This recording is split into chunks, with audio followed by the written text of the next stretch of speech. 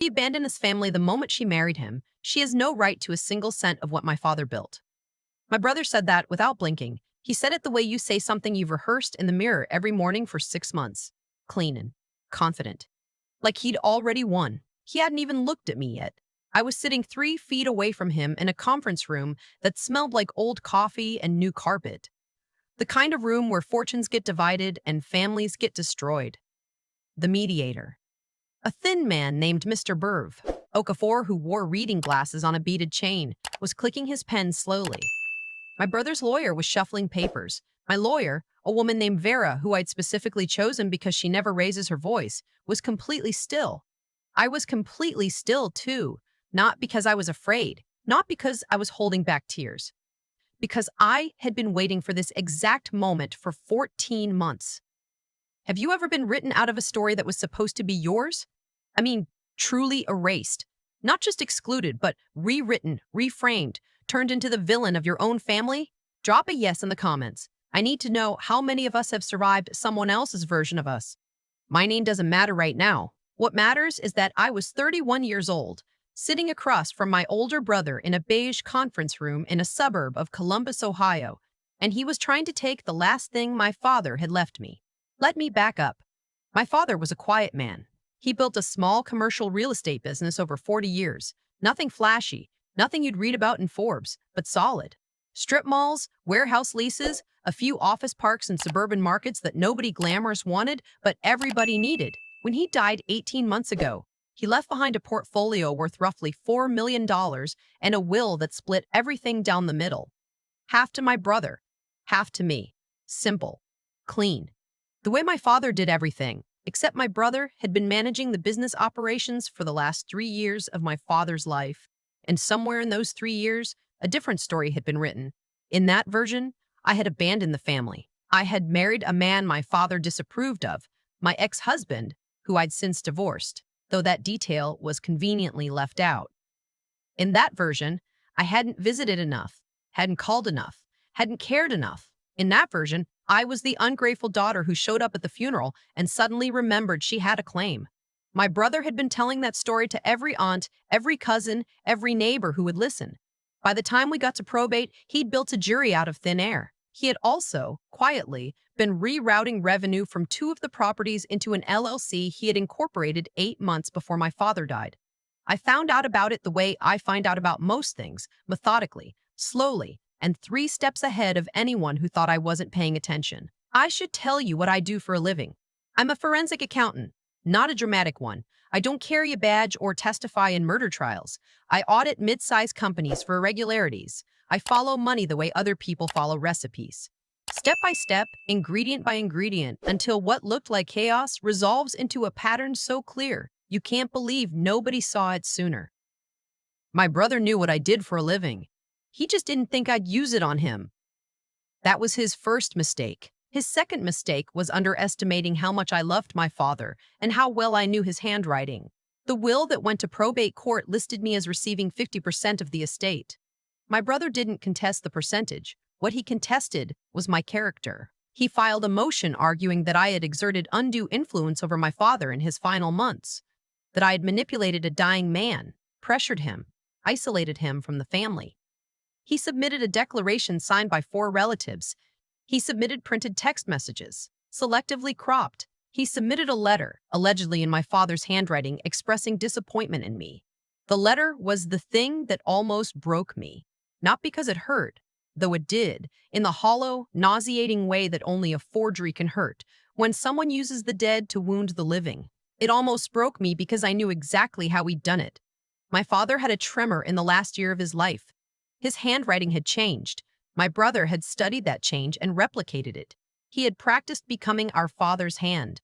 I recognized it immediately. Because I had 40 years of my father's actual handwriting in boxes in my spare bedroom, birthday cards, grocery lists, notes he'd slipped into my lunchbox in 3rd grade that said things like, "Good luck on your test, kid.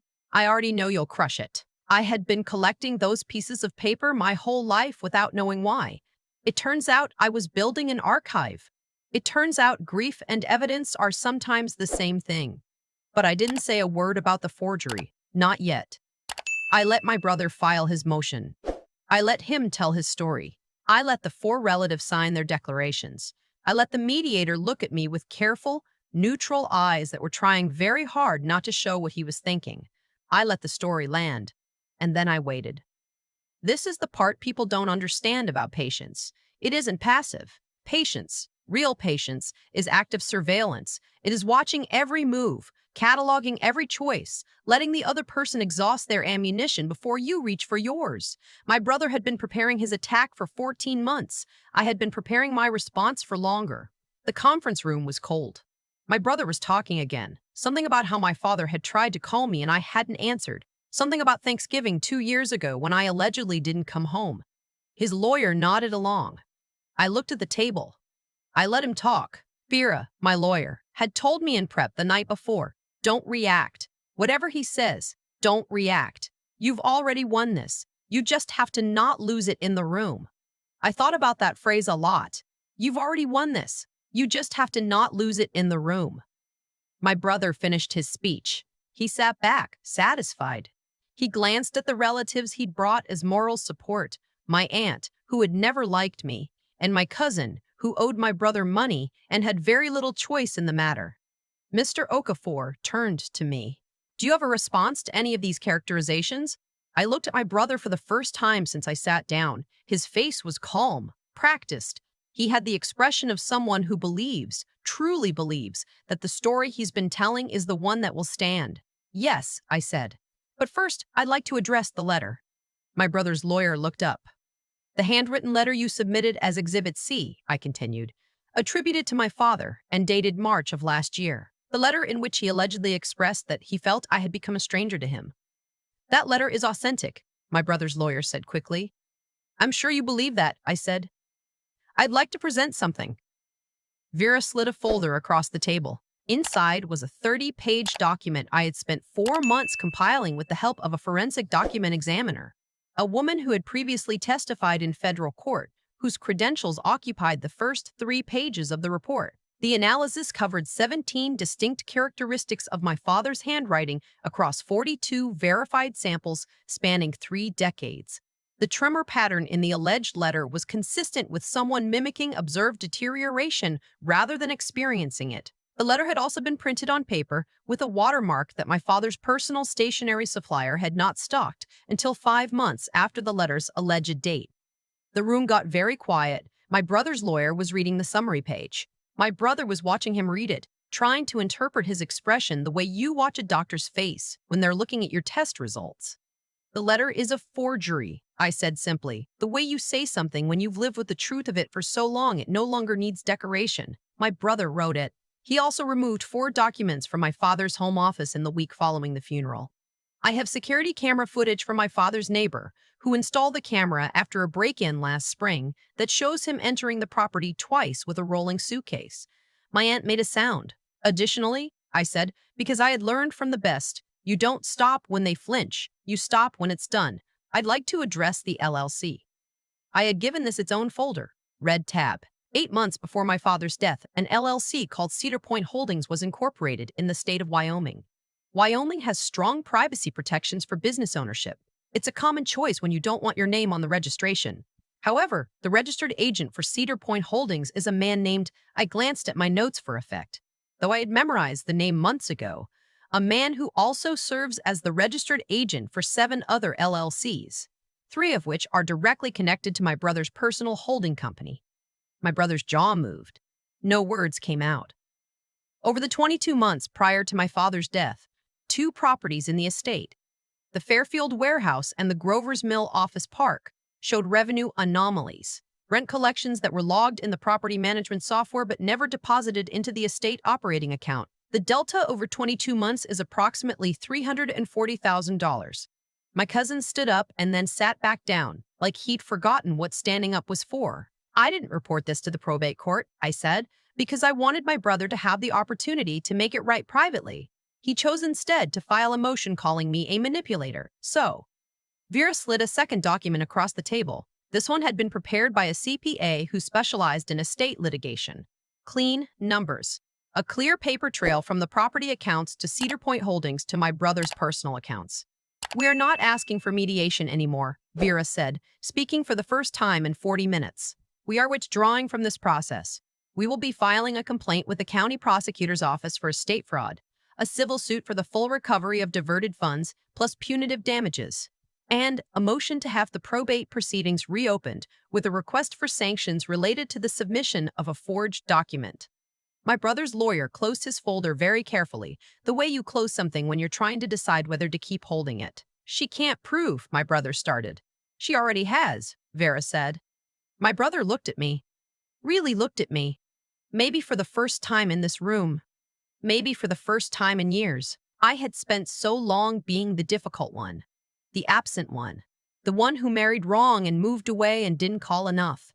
I had spent so long being the character he'd written that I think part of him had actually forgotten I was a person. I didn't look away. You used Dad's handwriting, I said. My voice was quiet, not because I was trying to be intimidating, because some things are just too heavy to say loudly. You sat somewhere and practiced writing like him until you got it right, and then you signed his name to a lie. The room was completely silent. I have every birthday card he ever gave me, I said. Every grocery list, notes from my lunchbox when I was 8 years old. I've been carrying his handwriting around my whole life. Did you really think I wouldn't know? My brother looked at the table. His lawyer leaned over and whispered something. My brother nodded slowly. There are moments where you expect to feel triumphant. You've planned for this, prepared for this, told yourself that when it finally arrives, you'll feel the way you did at the end of a long run, exhausted but clean, like everything unnecessary has burned off. I didn't feel that. I felt something quieter and heavier. The specific grief of watching someone you grew up with choose to become someone unrecognizable. The grief of winning something you should never have had to fight for. But I kept going, because this part mattered. I also want to address the relatives in this room, I said, turning toward my aunt and my cousin. My aunt had her hands folded on the table. My cousin was looking somewhere above my head. I understand why you signed the declarations. I understand that you only heard one version of events, and that version was presented by someone you trust. I'm not angry at you. I paused, but I need you to understand that you signed legal documents, and those documents were built on fabricated evidence. That has consequences for everyone involved. My aunt's hands tightened on each other. I am giving my brother 30 days, I said. 30 days to return the diverted funds in full, to withdraw all motions and to sign a binding acknowledgement of the forgery. If he does that, I will settle this privately. The prosecutor's office complaint will not be filed. The civil suit will not proceed. He will receive his 25% of the estate, reduced from 50 due to the diversion, and we will never have to be in a room together again. Vera placed the settlement agreement on the table. If he refuses, I said, then we go to court, and everything I've just shown you in this room becomes public record. My brother's lawyer was already reading the agreement. My brother wasn't looking at anything. I had always been the soft one, the one who moved away, who didn't come home enough, who got too attached to the wrong people and cried too easily and called my father too late at night when I couldn't sleep and talk to him about nothing, about work and weather and the book I was reading, because I just wanted to hear his voice. I had always been the one who wore her heart in a place where anyone could reach it. That had been misread as weakness for so long that I had started to believe it myself. But being soft doesn't mean being stupid. Being sentimental doesn't mean being unprepared. I had loved my father with everything I had, and I had documented that love the way I document everything, carefully, completely, in a way that could not be undone. My brother picked up the pen. He didn't say anything. He didn't look at me. He signed the agreement with the particular silence of someone who has finally understood that the story they've been telling has an ending they didn't write. I sat still until it was done. Outside the conference room, the hallway was fluorescent and ordinary. Vera walked beside me toward the elevator. She didn't say anything either, and I appreciated that. In the weeks that followed, I settled the estate. I transferred my father's share of the business to a property management firm I trusted. I sold the Fairfield warehouse and used a portion of the proceeds to set up a small scholarship at the community college my father had attended before he built his business, the one he had told me about so many times that I could describe the campus without ever having seen it. I blocked my brother's number, not with anger, with the same deliberate, quiet motion you use when you close a chapter you know you won't return to. I still have the birthday cards. I still have the grocery lists. I still have the notes from my lunchbox, soft at the folds now from being opened and refolded too many times. I keep them in a box on the top shelf of my closet, and sometimes when the apartment is quiet, I take them down and read them. Good luck on your test, kid. I already know you'll crush it. He was right. He just didn't know which test he was talking about. Peace is not something anyone hands you. You have to build it the same way you build anything that lasts. Slowly, deliberately, from materials you've been gathering longer than you realized. And sometimes the most powerful thing you can do is simply let someone believe they've won, right up until the moment they understand they never had a chance. I keep thinking about the moment my brother picked up that pen. Not the arrest, not the folder with the red tab, not even the document examiner's report with its 30 pages of proof. Just that moment, the silence before the signature, when he finally understood that the version of events he had been selling for 14 months had an expiration date, and it had passed. There's a version of this story where I feel victorious, clean and certain, the way you feel at the end of something hard. I don't feel that. What I feel is something more complicated and more honest. The specific weight of watching someone choose over and over to become worse than they had to be, and understanding that their choices were never really about you at all. My brother didn't forge my father's handwriting because I was a threat. He did it because he was afraid, and afraid people do desperate things, and desperate things have a way of building on each other until the whole structure collapses under its own weight. He made one bad choice, then a worse one to cover it, then a worse one still. That's how it always goes. Not with a single dramatic villainous decision, but with 100 small surrenders of integrity, each one making the next one easier. I think about that when I think about what saved me. It wasn't cleverness alone, though I'll be honest, the forensic work mattered. It wasn't just patience, though that mattered too. What actually saved me was that I had never stopped caring about what was true, even when the truth was inconvenient. Even when it would have been easier to walk away from the estate entirely and let him have it. Something in me refused to let a lie stand unchallenged, not out of stubbornness, out of something closer to, I don't know how else to say this, a belief that the world works better when people don't get away with things. That accountability is not punishment. It's just the natural result of choices. My father used to say that your reputation is just a record of your decisions, played back slowly over time. He was a quiet man, but he was precise. He meant that you can't outrun what you've actually done. Not forever. The record catches up. I spent 14 months building a record, but I also spent my whole life building a character. The kind that doesn't cut corners, doesn't abandon what's right because it's inconvenient, doesn't fold when the room gets cold and someone is staring at you like you're already beaten. That character wasn't built in those 14 months. It was built in every small moment I chose to be thorough when I could have been lazy, honest when I could have been evasive, steady when everything in me wanted to react. That's the thing nobody tells you about resilience. It doesn't show up fully formed the moment you need it. It's already there or it isn't, assembled quietly from years of smaller choices. You don't get to be unshakable in a mediation room if you've been shaking every time something got hard before it. My father slipped notes into my lunchbox that said he already knew I'd crush it. I used to think that was just something parents say. Now I think he meant it the way he meant everything, precisely based on evidence after watching me for years. I hope wherever he is, the record he's looking at is one he recognizes.